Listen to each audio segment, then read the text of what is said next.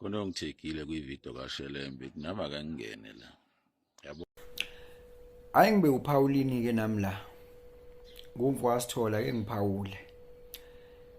Siyanblessa kodwa le content nganza kwethu buka nje sengibuya isibili manje.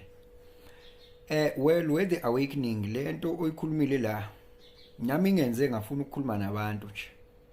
Ngoba ivuse okuthile. Wemuntu ke obuka le video.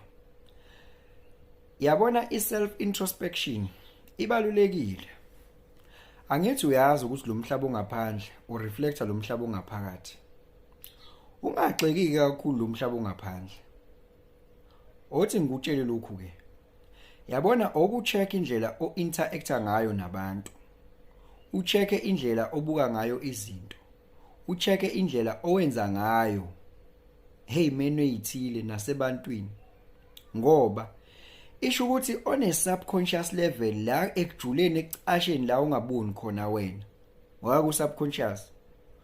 Kodwa kunento wena engawe ongayihilile manje uyayiprojecta out.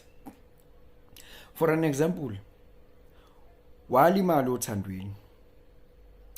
Manje wena mubona abantu bethandana bejola bavele bekucike. Yabo, ucikwe wena uyitshela ukuthi ucike ukuthi abasayingane endlini bazojolela la emgaqweni. Hayi, inkinga ayikho ngabo, inkinga ingawe. Wena odwa unakile, walimala. Yabo? Uthola ukuthi ubona umuntu uyihambela ngemoto yakhe, gqumbu gqumbu uvule ne sunroof, gqumbu gqumbu kusha ingoma phezulu. Ebese wena uyacikeka, okokuqala nje isikweletu lesahamba ngaso kodwa. Ngingcono mina ngiyawokha ngikhululekile. Hayi. Uthola ukuthi awuboni wena ukuthi unenkinga ukuthi wena awu afford ukuyithenga wena ngaso leso sikweletu. Izima zikuvumeli.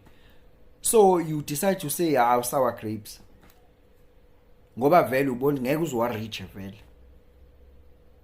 Yabo? Yabona into eziningi esiletha ngaphandle izinto ezila kuthini singanakile.